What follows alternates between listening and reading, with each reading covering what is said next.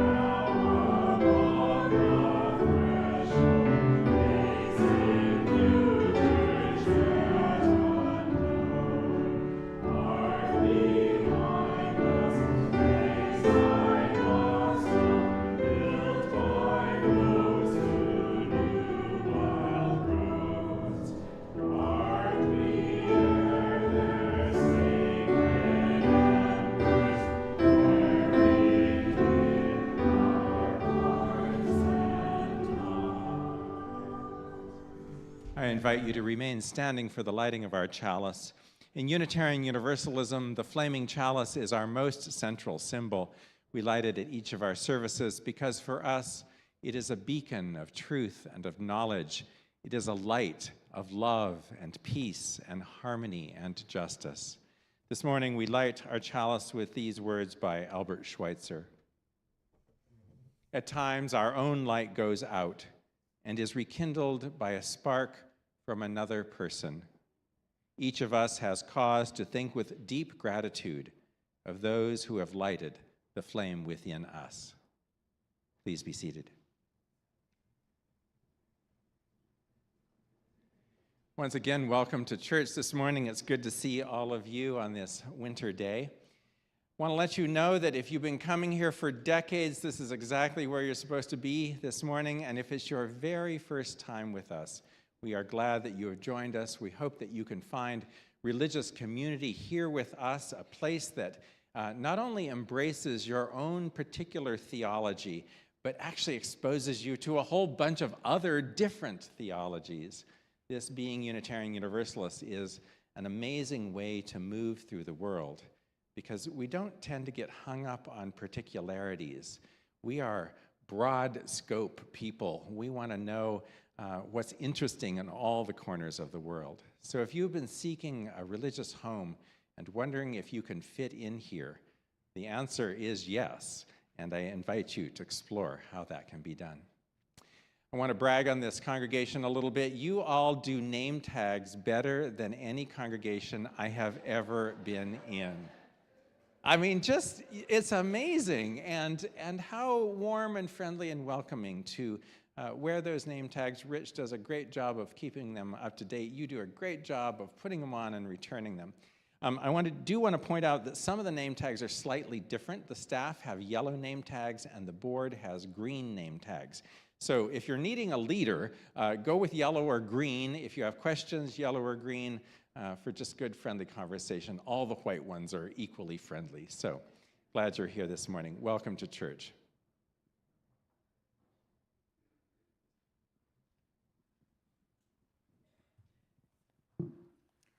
So please join with me in responsive reading number 667. It is in the back of this great hymnal.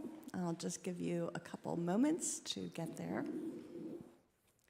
I'll be reading the regular print, and then you will respond with the print that's in italics. Number 667. Vanity of vanities, says the teacher. Vanity of vanities. All is vanity.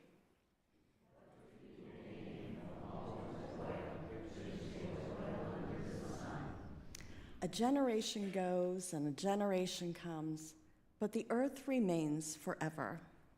The sun still rises, and the sun goes down, and hurries to the place where it rises. The wind blows to the south and goes around to the north.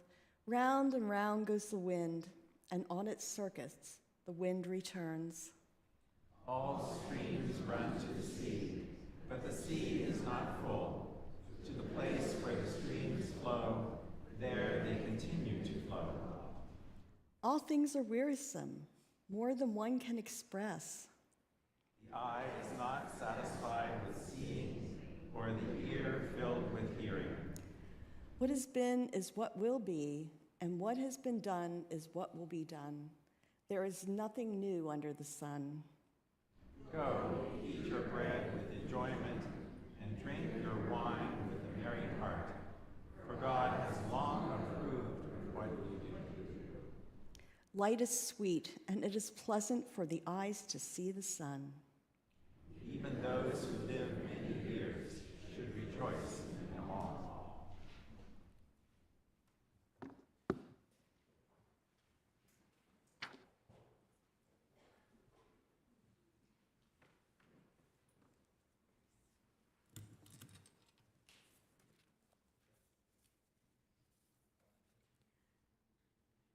Our second reading is from this wonderful book of meditations about St. Francis of Assisi by Murray Bodo.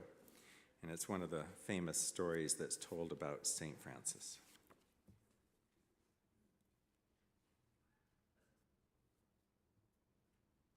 All his life, Francis had panicked when he met a person with leprosy.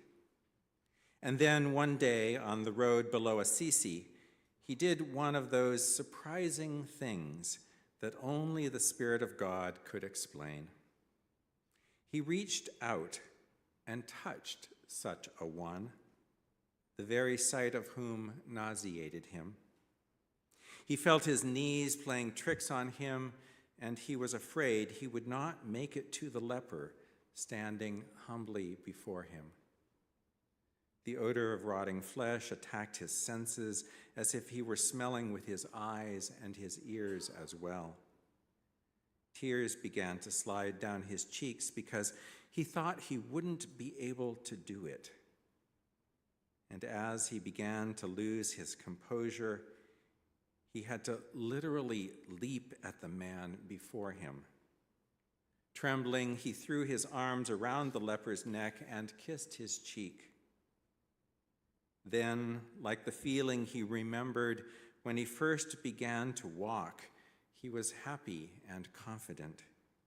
He stood erect and calm and loved this man in his arms.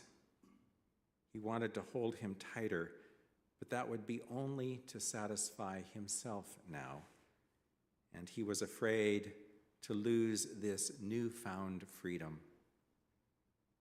He dropped his arms and smiled, and the man's twinkling eyes gave back their recognition that Francis had received more than he had given. In the silence of their gazing, neither man dropped his eyes, and Francis marveled that a leper's eyes were hypnotically beautiful.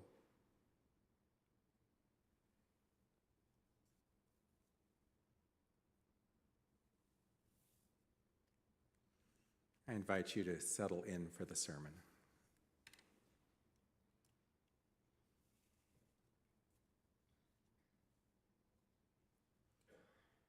Now, my grandma Dana always liked to look her best when she was out in public.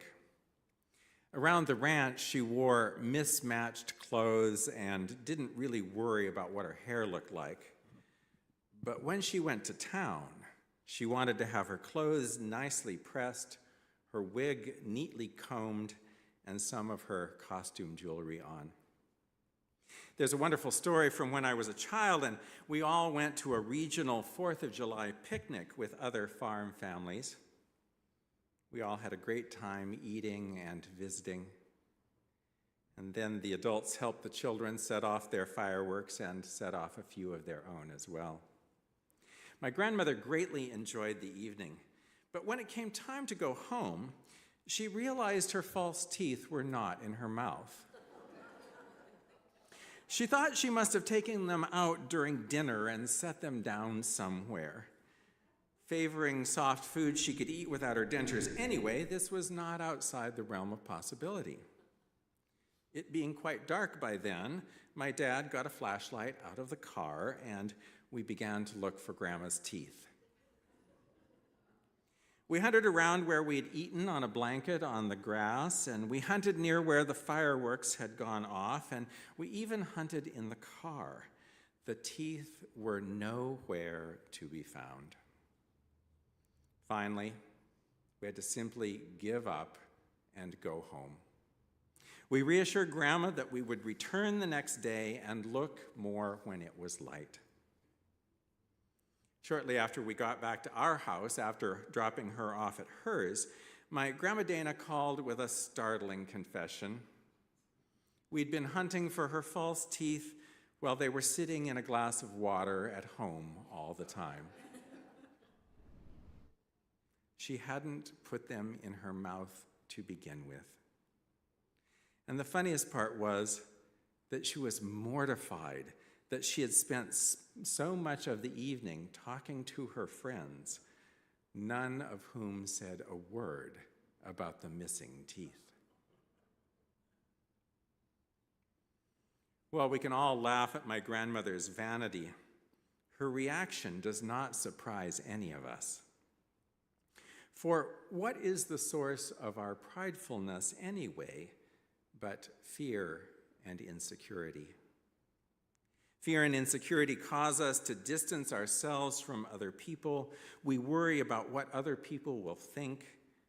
Our own imagined inadequacy can result in our trying too hard to appear competent, together, and in control. The fear of being exposed as a fraud can make us so defensive that we become someone we did not intend to be. My grandmother's insecurity in public was what made her want to impress other people with how she looked. She wasn't upset that she had forgotten her false teeth because of their usefulness. She was mortified by the way she imagined other people had judged her appearance. And she may not have realized that her friends loved her all the same, even without her teeth. We're all susceptible to the sin of pridefulness. In a world that rewards success, it's very easy to slip into thinking that we can have it all figured out. It's very easy to judge others whom we think are worse off than we. If we have it all together, surely we are living the right way, the good way. It's not until we learn that the ways that pridefulness wounds us that we then start to learn the value of humility. And pridefulness is dangerous to our spiritual lives too. Not only does pridefulness distance us from ourselves and those around us, it distances us from the holy as well. Paul Waddell, who is the professor of religious studies at St. Norbert College in Wisconsin, tells of being on a spiritual retreat at a Catholic center and being unable to really get into the retreat at all. None of the preaching was reaching me, he writes, and my prayers sounded phony even to me. I felt so out of step with everything that I decided to leave the retreat the next morning. What was the point in staying, after all? But later that day, Waddell tells of seeing a crucifix while resting in his room. The image of suffering displayed there broke him open to his own pain and his own pridefulness. This image helped me realize that often God enters our lives not through our strengths and successes, but through our weaknesses and our fears, he writes. If we try to pretend all is well with us, he says, that we have no flaws, no needs, no shortcomings, then nothing can reach us, nothing can touch us.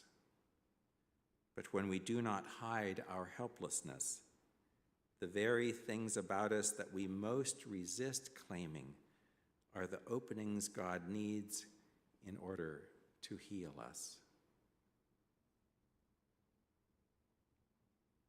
To be in a place of helplessness, I assure you, does not feel good. You know this already. Usually we have tried everything we could think of to prove that we are capable and competent and worthy first. And we tend to equate helplessness with defeat. But I wonder this morning, could that very helplessness be the source of our strength instead? Might we actually be made stronger and more whole by letting our vulnerable side show? One of the hardest things I have to remember is that when I get caught up in my own image of what a good minister looks like, my ears become pretty deaf to anything anybody has to say to me, and my eyes allow me only to see what I want them to see. It's only in putting aside that image of the good minister that I have any hope of connecting with you all. And you might imagine that I'm under some pressure here to be good from the beginning. I was brought in to do a job, and I'm here to do it well, right? It will only be by being real with you, humble with you, honest with you, that we will be able to work well together. And that is what I want most of all. I want to know you, I want to love you, and I want to do both for who you are. If I can let you see me for the person that I am and not the role I play, I might have a similar chance of seeing you. The holy finds us in our broken places. The Spirit of life comes into us through our cracks, through our flaws. In letting our guard down, we can truly say namaste to another person. The divine in me sees the divine in you. The spiritual life is not difficult, but it is unexpected. The things that bring outward successes are the very things that hinder spiritual growth. Our greatest human need is not for admiration and praise, but to be known and loved and accepted by others. And this can never happen for us as long as we stay stubbornly prideful. When we allow our self-image to get puffed up, we are in danger of not being able to connect with other people. Paul Waddell tells us, we find life and freedom and joy not by collapsing in on ourselves, but by transcending ourselves in love, service, generosity, and devotion to others. He admits, I opened the door to humility because I grew tired of pretending I was somebody I was not, tired of feigning and posturing. I opened that door because I didn't like the person I was becoming. Love, service, generosity, and devotion to others, these are the gifts of humility. When we turn our focus away from ourselves and toward others, we move from pridefulness to humility. We are therefore saved from ourselves. Now, I've had the same anxiety dream from time to time since college. We could probably spend a whole morning talking about our anxiety dreams. It visits me when I'm under pressure or feel insecure. And it's always the same, almost ridiculously the same. And as anxiety dreams do, it works to kind of raise my sleeping stress level until I wake up relieved that it was just a dream.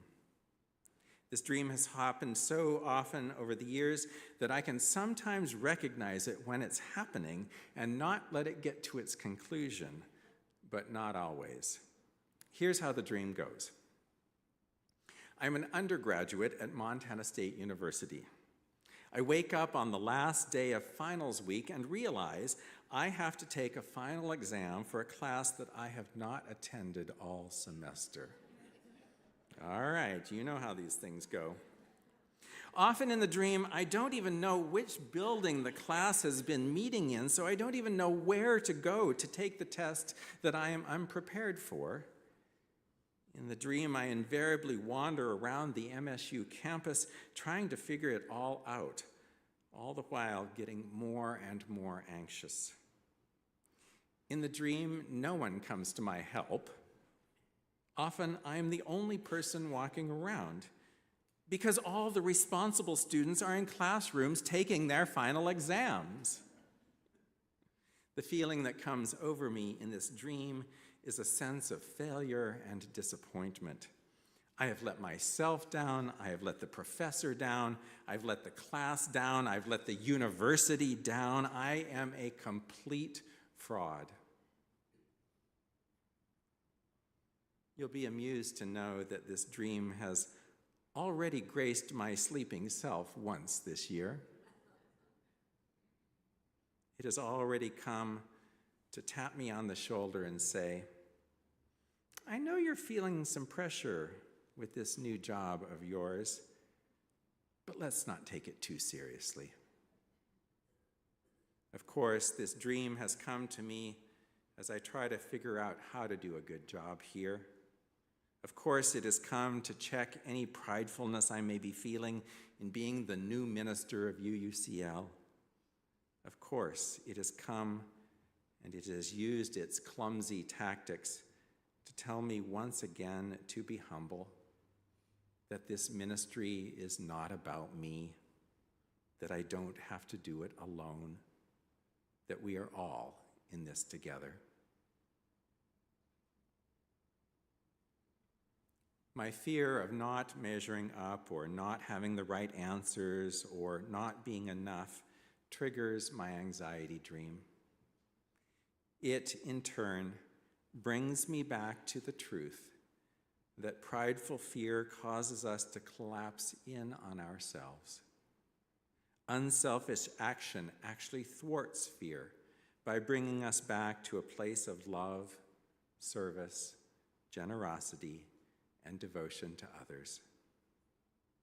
By humbling me in my sleep, my anxiety dream helps me realize the foolishness of trying to keep it all together, especially when what people are most interested in is seeing the real me anyway, just as they are interested in seeing the real you. Some weeks after the incident of forgetting her false teeth, my grandma Dana worked up the courage to ask her best friend Isabel if she'd noticed anything about her appearance that had not been just right at the 4th of July picnic. With a twinkle in her eye, Isabel said, "Mildred, of course I noticed. You forgot to wear your American flag pin to the picnic. How could you be so careless?" It was then that my grandmother knew her friend Isabel was far too gracious to embarrass her again by admitting the absence of her false teeth had been quite noticeable. "You're right," my grandma Dana said. "I don't know what I was thinking. I will be sure to wear it next year." Thus ended the matter. May it be so for each of us. Amen.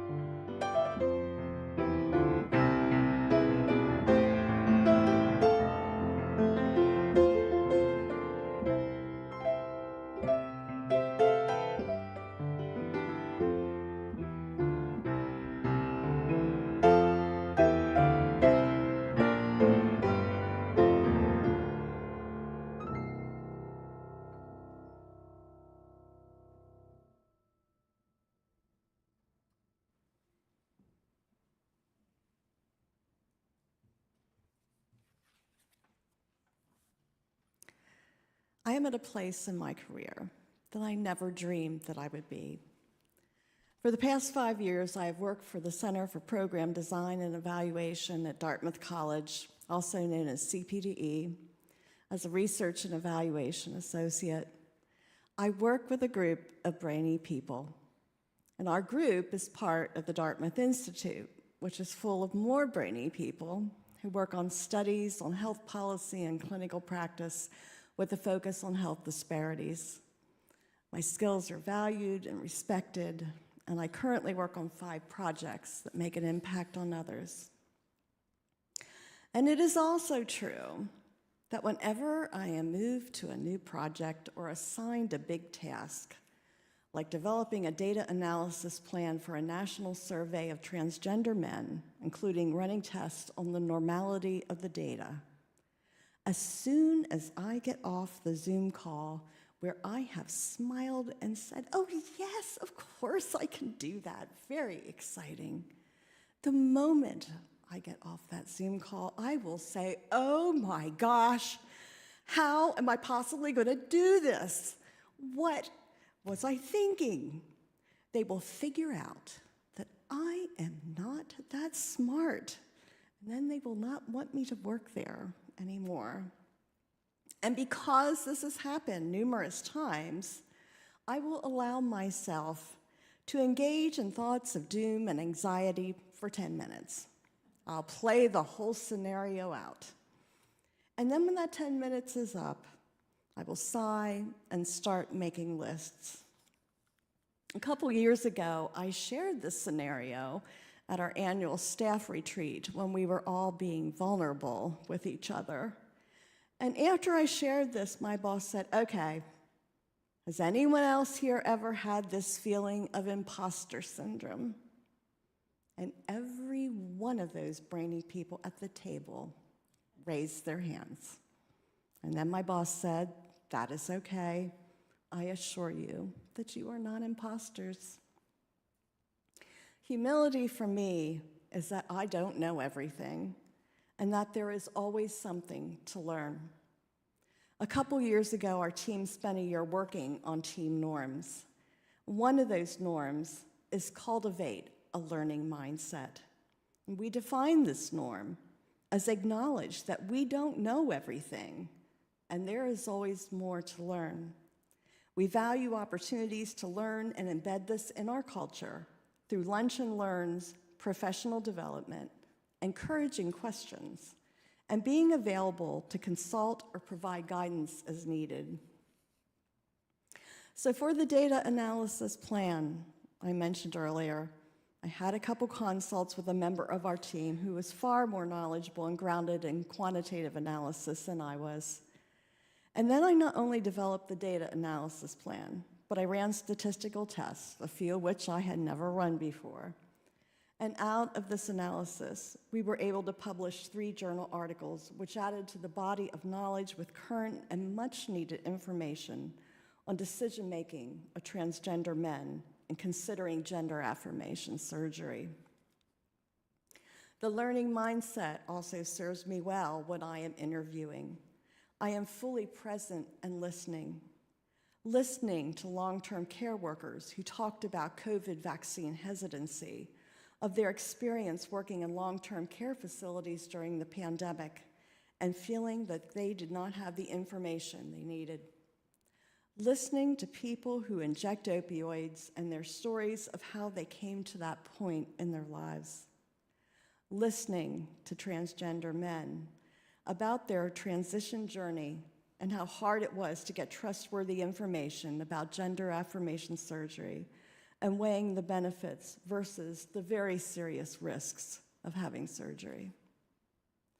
Yes, there is so much to learn, not only with my work, but in all areas of my life. And humility comes in that realization. May I never stop learning and listening.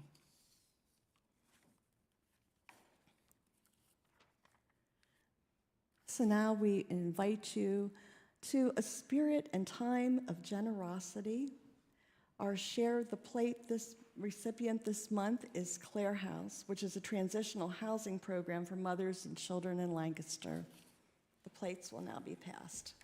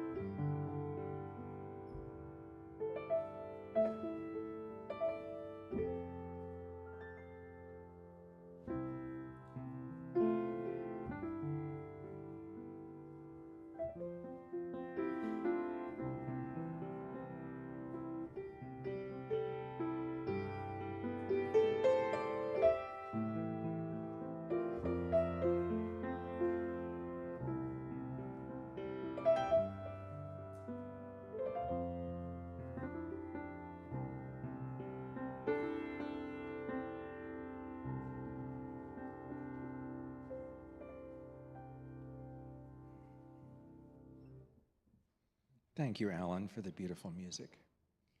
We come to a thoughtful, prayerful time in our service, a time in which if you have come to this sanctuary with a great joy on your mind, you're invited to press that into a stone. Likewise, if you've come here bearing some deep concern or sorrow, you can press that into the stone as well. I don't know what your experience is like, but I feel like we're living days that feel like weeks and weeks that feel like months. And so I will not be surprised if the line is long today. If by participating in this ritual, you might say a silent prayer for the joys or sorrows that are in your hearts, please come up the center aisle and place a stone in the sand and return by the side aisle.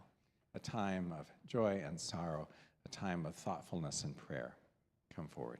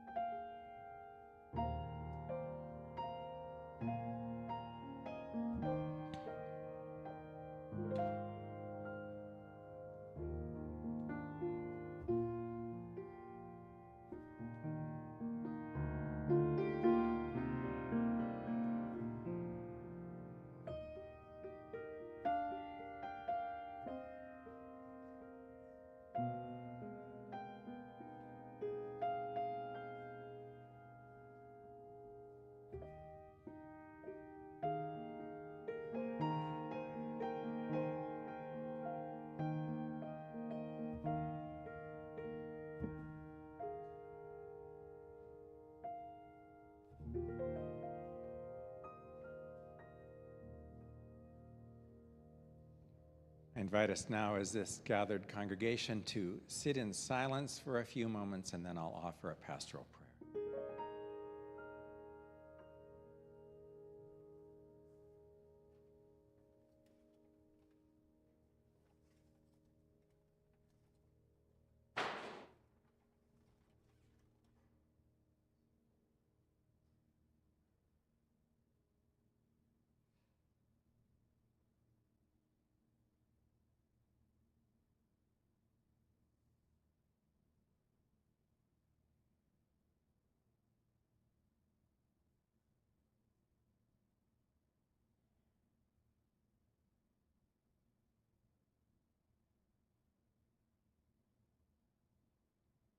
Spirit of life, all you ask of any of us is that we stay humble in this life, that we stay grounded and connected.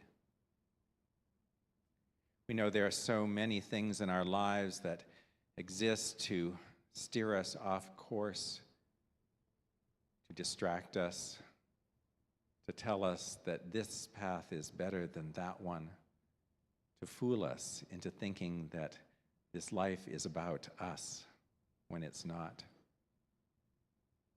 You come in over and over and over again to remind us that it is not the little ego that matters. It is, in fact, the larger community. It is the bonds between us and our friends and our families, those that we love, but beyond that as well, extending to the stranger, extending to the person with whom we think we have nothing in common.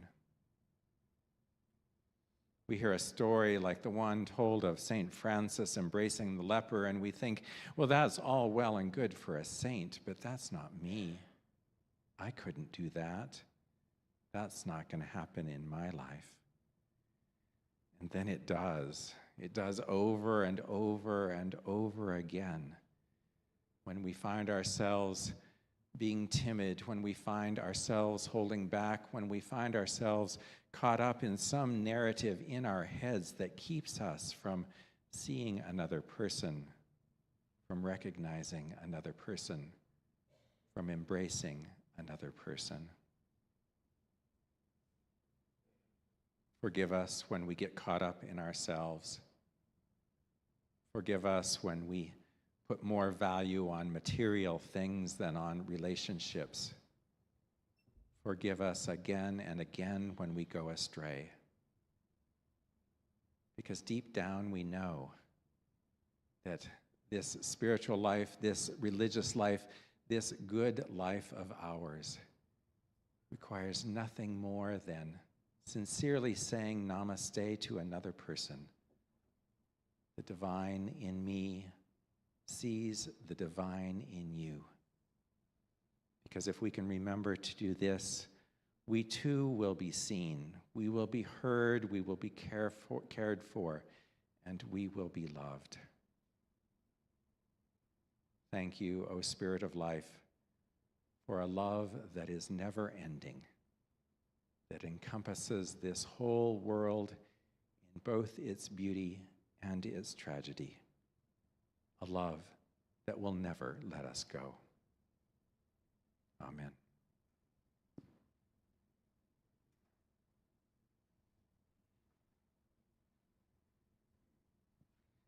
Come on up, Darcy.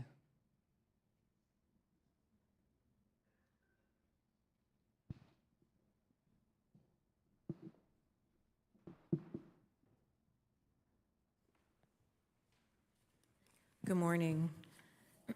My name's Darcy Pollock, and I've started coming to this church when my then 5-year-old pointed to a building while we were riding through Millersville and asked if it was a church. And I thought, I think I need to do something here. So I started coming here for the benefit of my children. I grew up a Brethren in York County and declared to myself that I would never be part of an organized religion.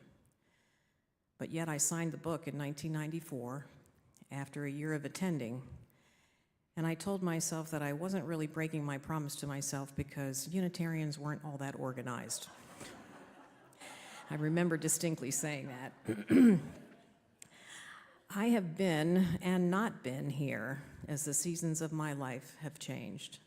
I originally came here so that my kids would have spiritual education without indoctrination. I came back for myself after my kids went to college, looking for community. I belong here.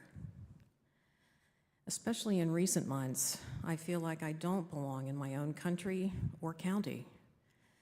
It's a very unsettling loss of self, but I get a settled sense of relief and safety when I walk through the doors of this church or see another UU out in the community. I belong to this community and to this congregation, and sometimes it's the warmest part of my week. That is why I pledged generously to this church, and I was touched and reminded of the importance of our pledges when I received this brochure in my mailbox last week. Hopefully you all received it as well. Next week is what we call Celebration Sunday. It's when we all have an opportunity to hear yet another wonderful sermon by Reverend Howard and celebrate our commitment to this church, and we have cake and coffee afterwards because we have to have cake for every celebration. I look forward to handing in my pledge next week at Celebration Sunday. It's part of my sense of belonging to make sure this congregation continues to be a place where we can all belong. So please come to Celebration Sunday next week. You belong here too. Thank you.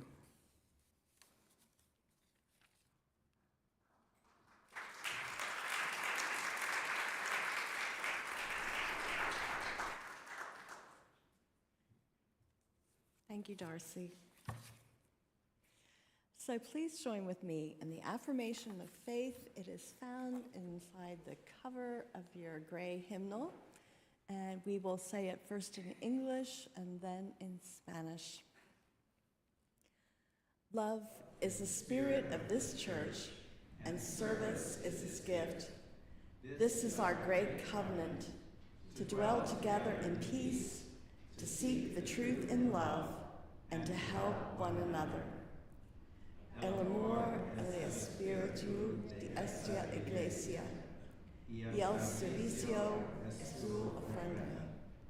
Esta es nuestra pacto, el convivir unidos en paz, buscar la verdad en amor, ayudarnos unos a los otros. So we have a few announcements, and first I will just direct your attention to all the announcements in the back of the bulletin for activities we'll be having here at UUCL this week. And additional announcements is that this coming Saturday we will have a concert here, Beatles Love Songs and Ballads Extended Improvisations by our own Alan Lennon. We had to postpone this from last month when the weather was terrible, so it's been postponed from Valentine's Day to this Saturday. This is a 100% fundraiser for the music program here at church, and will feature 2 sing-alongs at the end of the concert, including Hey Jude. Big group. What? Okay, a 7, yes, okay, missed that part. Okay, also another announcements for those signing the book today, please meet up here after the service where the book is. You can't miss it. And those are all of our announcements. Thank you, Linda.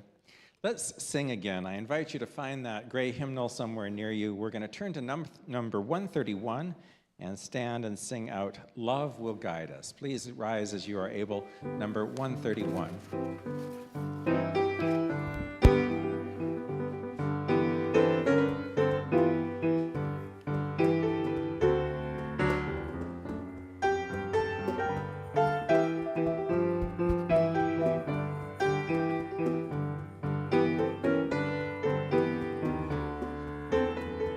Here we go. Love will guide us.